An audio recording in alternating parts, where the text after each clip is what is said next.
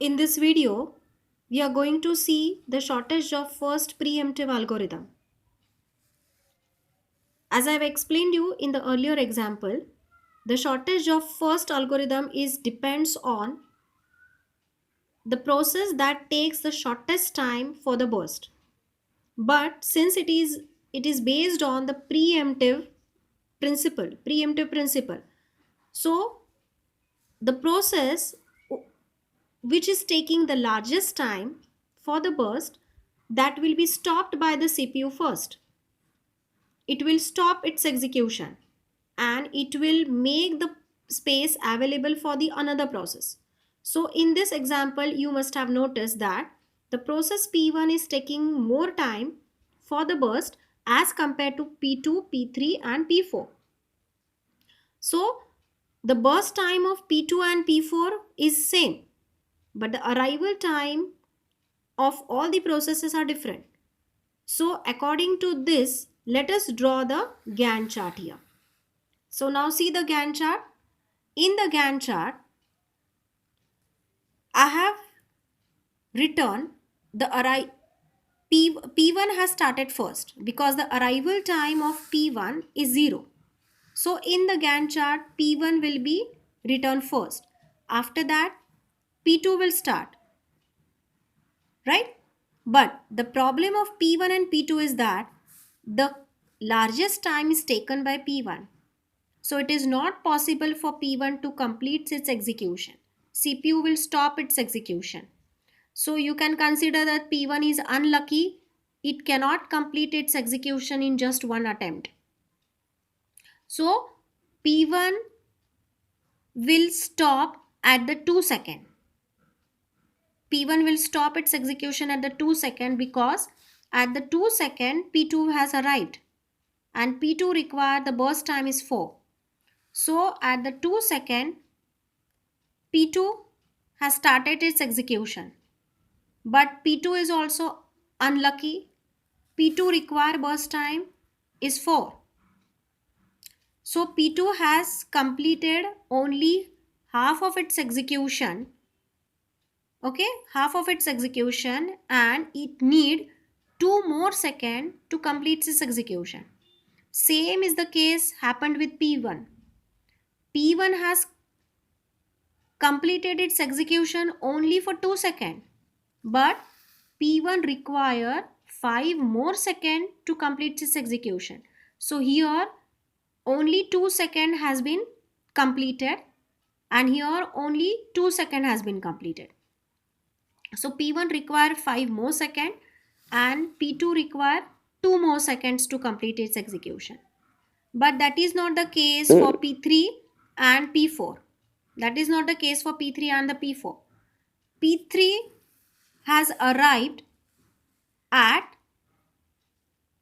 4th second and complete its execution in just one attempt because the burst time of P3 is 1.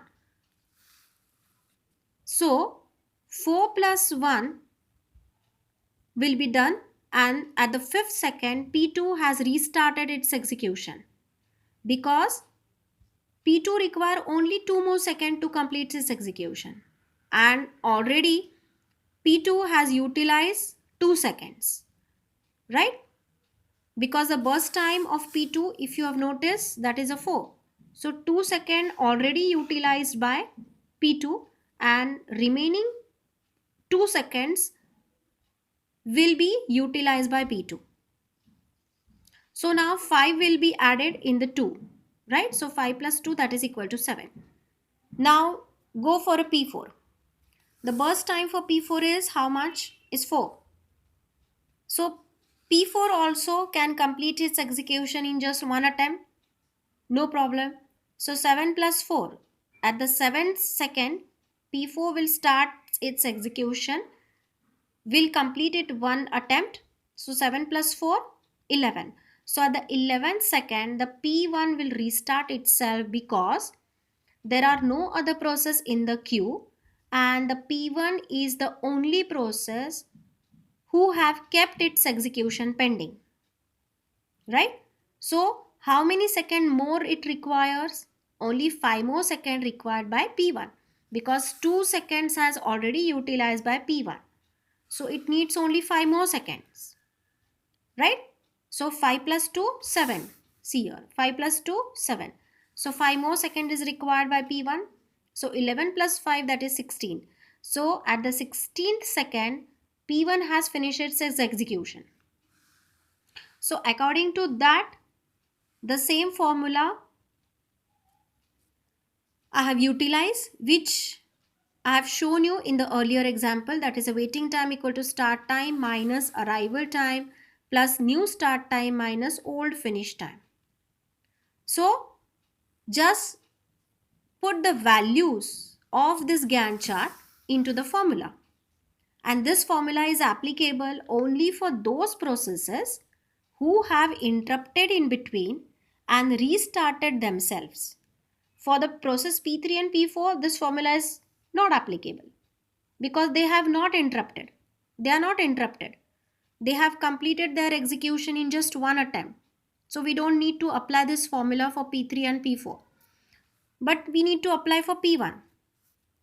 So just insert the values of P1 and P2. 0 minus 0, start time and arrival time is the same.